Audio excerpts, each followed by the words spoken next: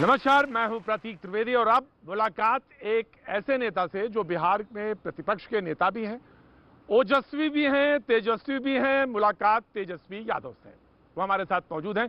बहुत बहुत शुक्रिया, आपका स्वागत है तेजस्वी जी, बहुत बहुत स्वागत है। कैसे हैं आप? बस बढ़िया है। आप कैसे काफी हैं? दिनों बाद आपसे बात हो रही है। हाँ बहुत बढ़िया, बहुत बढ़िया। जी, बहुत दिनों बाद मुलाकात हो रही है और अब मैं आने वाला हूं। बस अब चुनाव का तो माहौल शुरू हो गया। आपने अपनी व्यस्तताएं बढ़ा दी हैं, आपने शुरुआत करी है, कुछ दिखाई तो देते हैं आप मुझे जगह जगह पे। नहीं, बिहार में जो हाहाकार मचा हुआ है, जो बदहाली है, लोग जो हैं परेशान हैं, लोग जो हैं आक्रोशित हैं, नाराज़ हैं मौजूदा सरकार से। आप जानते हैं, चाहे कोरोना को लेकर के हो या बाढ़ को लेकर के हो, हर जगह जो है तबाही तबाही है। और ये राज्य सरकार जो है अभी तक जो है कोरोना से निपटने के लिए जो है जो प्रॉपर जो बेसिक चीज़ें जो होनी चाहिए टेस्टिंग की लेकर के, उसमें भी बड़ा फर्जीवाड़ा हो रहा है।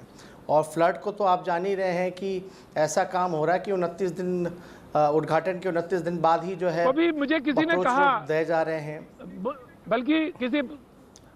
बल्कि किसी ने क्या, बीजेपी ने ये बात कही कि तेजस्वी जी चाह रहे हैं कि चुनाव की डेट बढ़ जाए, इन्हीं सब वजह से, या कोई और भी वजह है? नहीं, और कोई वजह नहीं है। अगर आपका इशारा कुछ और चीज़ को लेकर के है तो हम तो विपक्ष के लोग, हम तो चाहते हैं जल्द से जल्द चुनाव हो, लेकिन एक मानवता के लिए, एक इंसानियत के लिए स्थिति तो है ही नहीं। आप देखिएगा 40 से ज़्यादा जो डॉक्टर हैं वो उनकी निधन हो चुकी है, कोरोना पॉजिटिव पाए जा रहे हैं। जो ईवीएम मशीन लाया जा रहा है, जो कर्मचारी जिसमें लगे हुए हैं वो पॉजिटिव पाए जा रहे हैं, जो अधिकारी हैं जो चुनाव कराएंगे वो पॉजिटिव पाए जा रहे हैं। और बिहार में 10 से 10 की स्थिति है, सबसे ज़्यादा देश भर में पॉजिटिविटी रेट ज़्यादा है।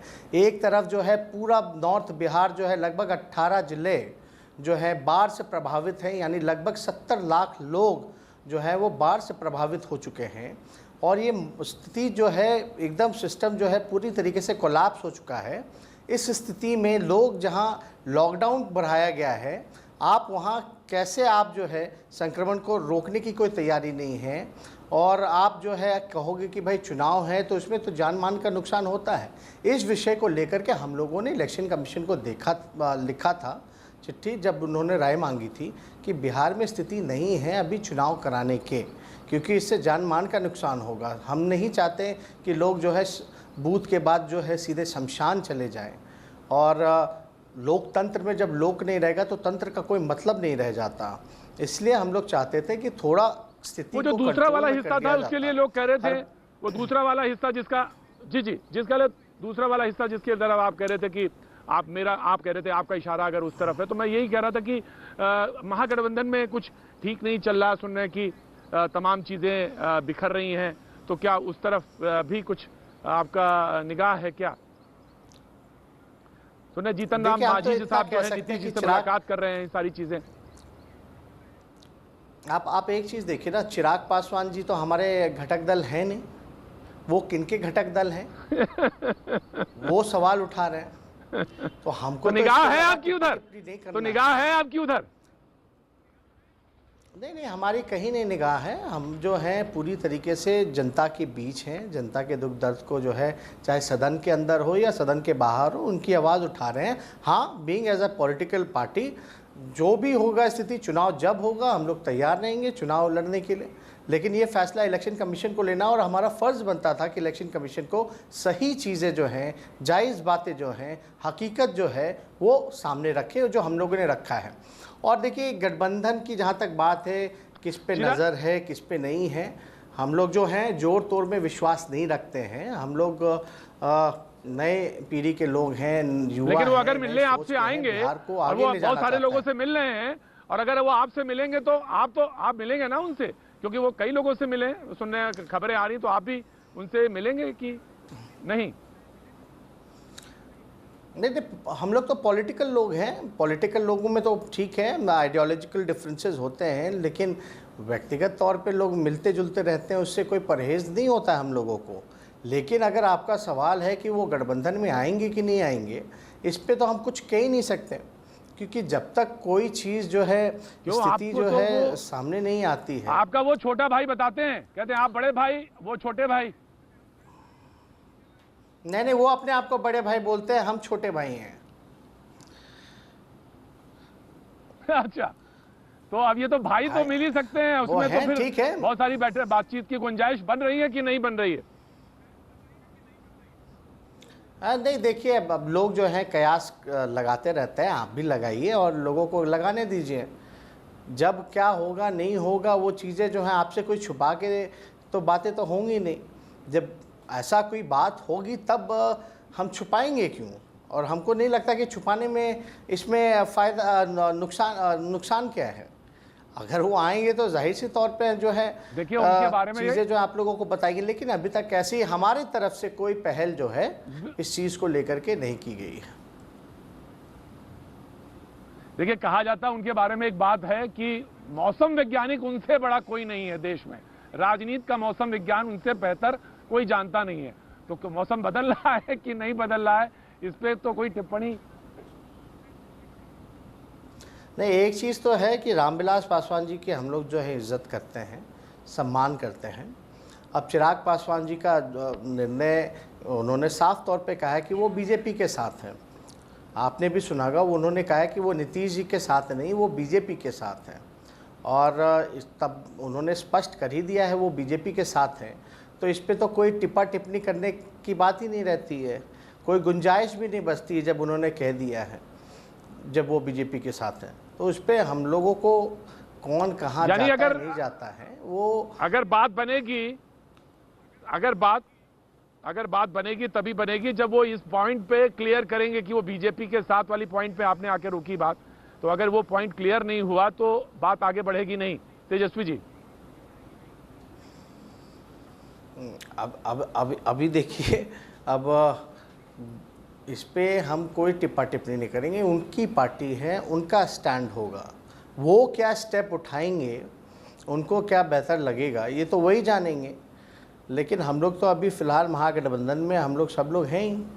और कब आप राजनीति में ठीक है, उनका क्या स्टैंड होगा नहीं होगा, लेकिन अभी तो माहौल भी नहीं है। अब आएंगे कि नहीं आएंगे, आएंगे तो क्या स्वरूप रहेगा उसका, क्योंकि हम लोग ऑलरेडी जो मैं बात आपकी समझ गया। आपने बिल्कुल सही कहा कि राजनीति में जो कहा नहीं, कभी कभी राजनीति में वो बातें, सेंटेंस अधूरे रह जाते हैं कि राजनीति में कुछ पता नहीं होता कि कल क्या होगा। ये बात आप कहते कहते आपने उसको ये राजनीति नहीं, लेकिन मैं एक बात जानना चाहता हूँ, सिर्फ राजनीति नहीं, आप भविष्य की भी बात करें तो भविष्य में आपको नहीं पता ना कि आप आज इस चैनल में, कल कौन से चैनल में होंगे। आप आज इस चैनल के एंकर हैं, ये भी बात सही है, कोई और चैनल के एंकर आपकी हो सकते हैं। जी, ये बिल्कुल सही बात है, बिल्कुल 100% हो सकता। कल क्या हो किसी को कुछ नहीं पता होता। जी, मैं एक बात जानना चाहता हूं, लेकिन वो 100% वो ये है कि लालू जी की तबीयत कैसी। मुझे पहले प्रोग्राम के सबसे शुरुआत में पूछना चाहिए था, मेरे दिमाग में भी था कि शुरुआत कुछ हो गई। मैं जानना चाहता हूं, बाकी सारे लोग भी जानना चाहते हैं उनका स्वास्थ्य कैसा है और वो इस समय कैसे हैं, ये सब जानना बेहद जरूरी है।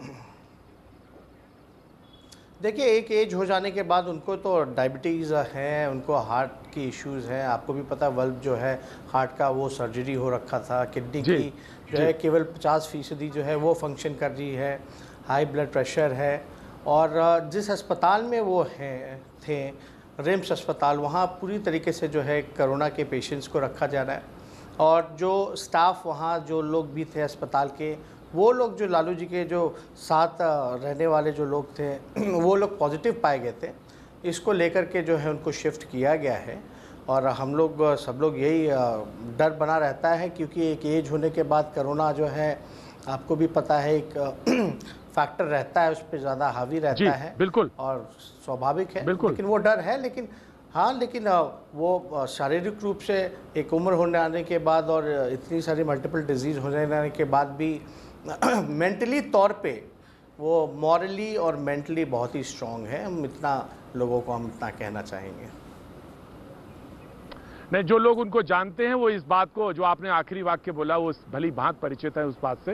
न्यूज़ 18 की तरफ से उनको मैं बहुत सारी शुभकामनाएं, वो जल्दी स्वस्थ हो और बहुत जल्दी से आपके सामने वो सम्मुख हो, ये हम सारे लोग कहते हैं। लेकिन एक चीज़ लोग जानना चाहते हैं, जब वो आपसे बात, मैंने एक शब्द जोड़ा, ओजस्वी आपके साथ जोड़ा था, ओजस्वी तेजस्वी। मैं ये जानना चाहता हूं कि आप में, आपके राज्य में, और जब आप बात करेंगे, जब इलेक्शन में जाएंगे, और लालू जी के राज में क्या फर्क है, क्या दिखेगा, क्या फर्क लोगों को नजर आएगा जब तेजस्वी यादव वहां होंगे? आप प्रतिपक्ष के नेता हैं, लेकिन अगर वहां पे हुए तो क्या फर्क आएगा? देखिए, आपको मैं बताना चाहूँगा कि बिहार के मुख्यमंत्री नीतीश कुमार जी 15 सालों से हैं और वो एकदम बिल्कुल थक चुके हैं। कोई नया विजन नहीं है, कोई रोड मैप नहीं है। और आप देख सकते हैं कि ये 15 अगस्त के भाषण में भी जो है व्यक्तिगत तौर पे जो है वो मेरे को क्रिटिसाइज़ करते हैं। हालांकि 15 अगस्त का मंच जो है वो किसी एक विशेष व्यक्ति विशेष को क्रिटिसाइज़ करने का नहीं होता है। तो आप समझ सकते हैं, जो लोग भी नीतीश कुमार जी को जानते हैं वो हालांकि इतनी बौखलाहट में वो क्यों आ गए, ये साफ तौर पे पता चलता है। और ख़ास तौर पे उन्होंने भी देखा होगा कि ट्विटर से, मेरे ट्वीट से बड़ी परेशानी रहती है उनको। तो जिस व्यक्ति को ट्वीट से परेशानी रहेगी वो बिहार में क्या आईटी सेक्टर लगाएगा, वो बिहार में क्या सेज लगाएगा, SEZ जो है वो क्या आईटी पार्क लगाएगा, टेक्नोलॉजी को कैसे आगे बढ़ाएगा। और हम तो इस पे देखिए स्पष्ट रूप से ये कहना चाहते हैं कि हमारा बिहार जो है सबसे पिछड़ा राज्य है देश का और बेरोज़गारी का केंद्र बना हुआ है। लगभग 7 करोड़ नौजवान जो है, क्योंकि सबसे युवा प्रदेश बिहार है, 7 करोड़ नौजवान जो है वो बेरोज़गार हैं, किसान बदहाल है, मजदूर जो है वो बदहाल है, बड़ी पलायन की समस्या है, आपको पता है बाढ़ की समस्या है, सुखाड़ की समस्या है, लैंडलॉक्ड स्टेट है, इंडस्ट्री नहीं आया, कारखाने नहीं आए। जो कारखाने हुए हैं वो लालू जी ने ही, 3 कारखाने जो हैं वो लालू जी ने दिया, चौथा कारखाना बिहार में नहीं है। मढ़ौरा का पहिया कारखाना हो या आपका परसा का कारखाना हो या आपका जो है मधेपुरा का कारखाना हो, चौथा कारखाना और कोई नहीं बोल सकता। शिक्षा, क्वालिटी ऑफ एजुकेशन जो है पूरी तरीके से डैमेज हो गया। आप देखिएगा बोर्ड के एग्ज़ाम में सन्नी लियोनी पास हो जाती है, मतलब जिसने एग्ज़ाम भी नहीं दिया उसको भी पास करा दिया जाता, वो भी सन्नी लियोनी को पास करा दिया जाता है। तो शिक्षक अलग परेशान है। ग्रेजुएशन जो है 3 साल में भी जो है वो पूरा नहीं हो पाता। लेकिन मैं जानना चाहता हूं तेजस्वी जी, चाचा की नया यूनिवर्सिटी, चाचा की नाराजगी का कारण क्या है? चाचा की नाराजगी का कारण है क्या? क्यों नाराज है इतना वो आपसे? ऐसा क्या है कि आपका ट्विटर पे आपने कहा 15 अगस्त के भाषण में, आखिर बात क्या है ऐसी? अब हम आपको इशारे में कह देंगे, हालांकि मेरा हर जगह सम्मान है। उनका कैची बहुत चलता है और वो कैची है विज्ञापन के बहाने से, और सोशल मीडिया में वो कैची चला नहीं सकते। पूरी बात जो है वो काट नहीं सकते, एडिट नहीं कर सकते। लोगों तक जो है सच्चाई जो है वो सामने आ रही है। चाहे पुलिया की बात हो, जिस दिन उद्घाटन करे उस दिन पुल टूट रहा है। कोरोना में अस्पतालों की स्थिति क्या देख लीजिए, नीति आयोग में सबसे फिसड्डी है स्वास्थ्य विभाग।